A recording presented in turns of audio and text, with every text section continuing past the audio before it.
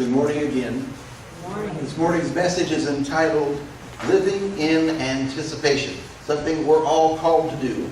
And it comes to us from the foundation of the Gospel of Luke, the 21st chapter, the 25th to the 36th verses.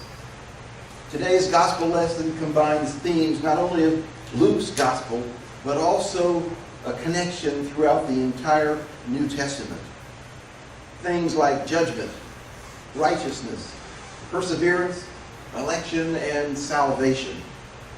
Now it's filled this morning with apocalyptic imagery, which is in fact a reference to the end point, towards which all of Jesus' words and actions lead each and every one of us along our journey. Now understand that the theological return of the Son of Man is the basis for our Christian hope and actions. We must be excited about the future that lies before us. We must be in anxious anticipation. We must know that we are God's own and that Christ's victory is already won for us. It is the Gospel of Luke.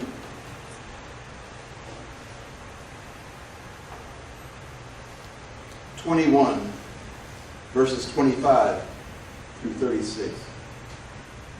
There will be signs in the sun, moon, and stars.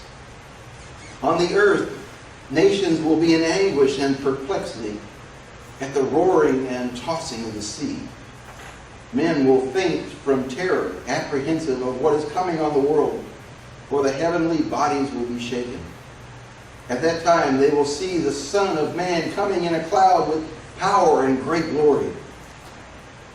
When these things begin to take place, stand up and lift up your heads, because your redemption is drawing near.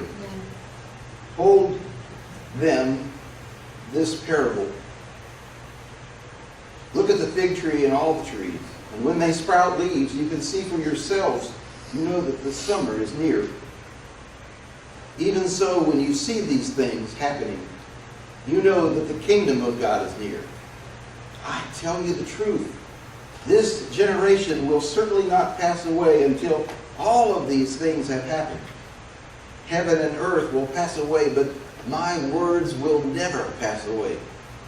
Be careful, or your hearts will be weighted down by the dissipation, drunkenness, and anxieties of life, and that day will close on you unexpectedly like a trap. For it will come upon all who live on the face of the whole earth. Be always on watch.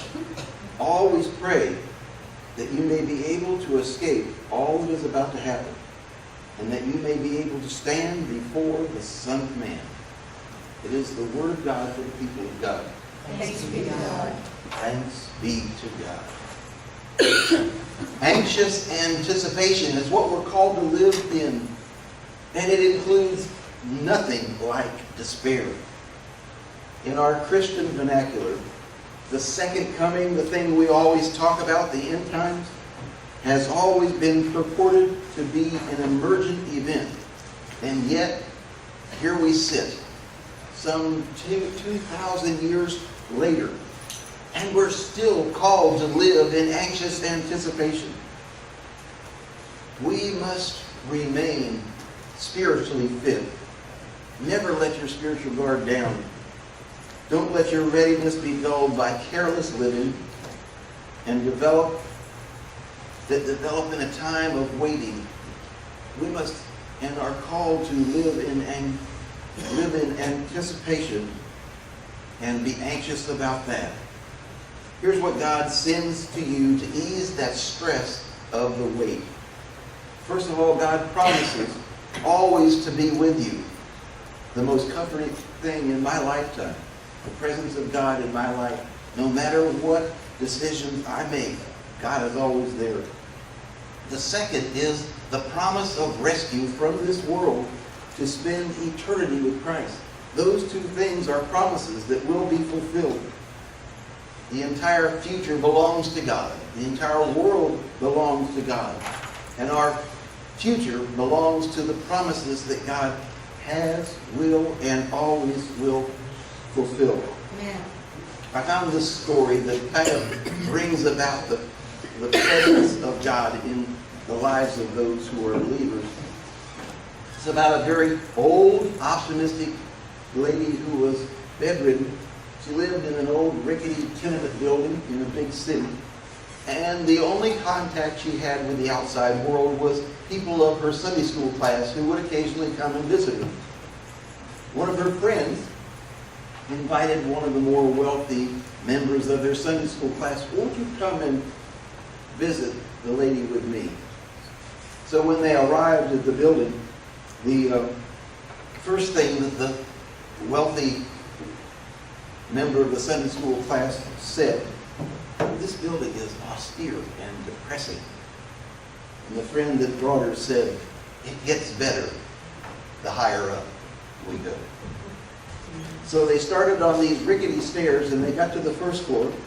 And at the first floor, she said, "But it's dark. It's depressing." And her friend said, "It gets better the higher we go up." And then the stairs seemed to get more narrow as they traveled higher. And the friend said, "It gets better as we go higher up." And at the third floor, the wealthy friend said, "My goodness, it's getting even worse." Her response was, of course, "It gets better the higher we go." And then finally they got to the top floor, the fifth floor of the building, where the shut-in lady lived in her little apartment. And as the two entered the apartment, the dear little lady could be seen in her bed as a glow coming from the face of that shut-in, radiating the love of Christ. Now, the wealthy visitor tried so sympathetically to say, "It must be difficult for you living like this." And the lady smiled to her and said, "It gets better the higher up you go." You see, God's promise is the same to all of God's children. It gets better the higher up we go. We live in anxious anticipation, knowing for sure that God fulfills every promise that God has ever made and will make. It reminds me of the motto of the United States Marine Corps: "We will never leave one behind." Our expectant life, whenever it grows to fruition, is knowing that there's no uncertainty. But maybe there is some danger or difficulties that we come across during our lifetime. But God does not forsake God's children. Never.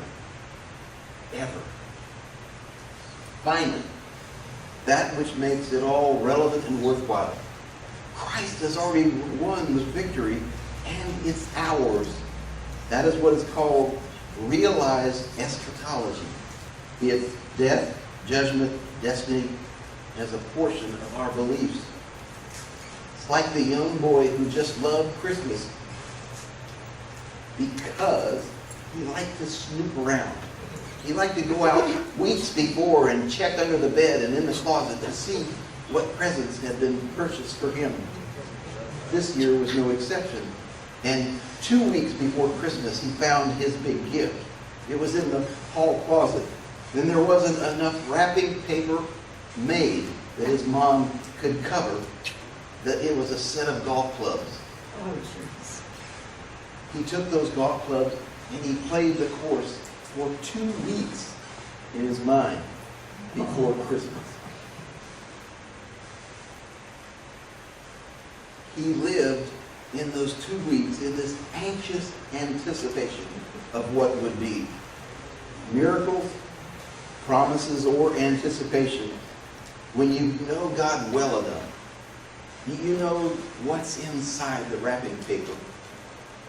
We get to enjoy a foretaste of heaven divine. Amen. And all the children say, Amen. Amen.